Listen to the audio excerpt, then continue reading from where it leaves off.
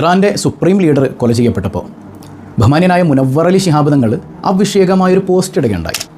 ഉടൻ തന്നെ അതിനെ എതിർത്തുകൊണ്ട് ബഹുമാനപ്പെട്ട മുനവ്വർ അലി ചങ്ങളെ കുറ്റപ്പെടുത്തിക്കൊണ്ട് തന്നെ നമ്മുടെ കേരളത്തിലെ ജിന്ന് മുജാഹിദ് എന്നറിയപ്പെടുന്ന വിസ്ഡം വിഭാഗത്തിൻ്റെ ഒരു നേതാവ് രംഗത്ത് വരികയുണ്ടായി. അപ്പോൾ അദ്ദേഹം അതിൽ പറയുന്ന കാര്യങ്ങളൊക്കെ കണ്ടപ്പോൾ ശരിക്കും വലിയ വിഷമം തോന്നി. നിങ്ങളങ്ങനെ പാണക്കാട് തങ്ങളെ കുറ്റം പറയേണ്ട കാര്യമില്ല, അതിന് ഞങ്ങൾ അനുവദിക്കില്ല. പാണക്കാട് കുടുംബം ഉമ്മത്തിൻ്റെ നേതൃത്വത്തിൽപ്പെട്ടതാണ്. പിന്നെ പാണക്കാട് നിങ്ങൾ ഒരിക്കലും ഷിയാക്കളുടെ വിശ്വാസം ശരിയാണെന്നോ അല്ലെങ്കിൽ ഷിയാക്കളുടെ ആദർശ സംഹിതകൾ മുഴുവൻ ശരിയാണെന്നോ എന്നൊന്നുമല്ല പറഞ്ഞത്. അവരെടുത്ത ചില നിലപാടുകളുണ്ട്.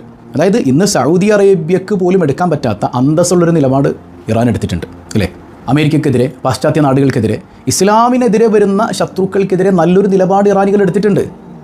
സൗദിക്ക് എടുക്കാൻ പറ്റുന്നില്ല, ഖത്തറിനും കുവൈറ്റിനും UAE-ക്കൊന്നും എടുക്കാൻ പറ്റണില്ല.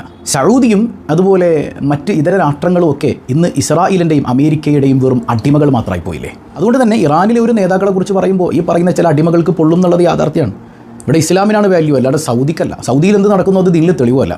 പിന്നെ പറയുന്നത് ഷിയാക്കൾ സുന്നികളെ കൊന്നില്ലേ എന്നാണ്. യാഥാർത്ഥ്യമാണ്. ഷിയാക്കളുടെ ആദർശത്തെ നമുക്ക് അംഗീകരിക്കാൻ പോയിട്ട് അതൊന്ന് സ്മെല്ല് ചെയ്ത് വെക്കാൻ നോക്കാൻ പോലും പറ്റില്ല. കാരണം സ്വഹാബത്തിനെ അത്രമേൽ ആക്ഷേപിക്കുന്നവരാണ്. ഇവിടെ ആദർശ വിഷയമല്ലല്ലോ. പൊതു വിഷയങ്ങളിൽ മുസ്ലിം ഉമ്മത്തി എന്നൊരു കോൺസെപ്റ്റിൽ നിൽക്കുമ്പോൾ അവരെടുത്ത നിലപാട് സത്യം തന്നെയാണ്. എന്നാൽ സുന്നികളെ ഷിയാക്കൾ കൊന്നതിലേറെ എനിക്ക് തോന്നുന്നു വഹാബികൾ കൊന്നിട്ടില്ലേ. ഇബ്നു അബ്ദുൽ വഹാബിൻ്റെ നേതൃത്വത്തിൽ എത്ര സുന്നി പണ്ഡിതരെ കഴുത്തറുത്ത് വന്നിട്ടുണ്ട്. പിന്നെ കഅബ ആക്രമിച്ചില്ലേ എന്നാണ് ഷിയാക്കൾ. വഹാബ് ആക്രമിച്ചിട്ടില്ലേ? ഇബ്നു അബ്ദുൽ വഹാബ് ആക്രമിച്ചിട്ടില്ലേ? കഅബാലയത്തിൻ്റെ അടുക്കലും മദീനയിലെ റൗളയുടെ അടുക്കലും എത്ര ആക്രമണങ്ങൾ നടത്തിയിട്ടുണ്ട്. എത്ര പണ്ഡിതന്മാരെ കൊന്നു കളഞ്ഞിട്ടുണ്ട്, തങ്ങന്മാരെ കൊല ചെയ്തിട്ടുണ്ട്.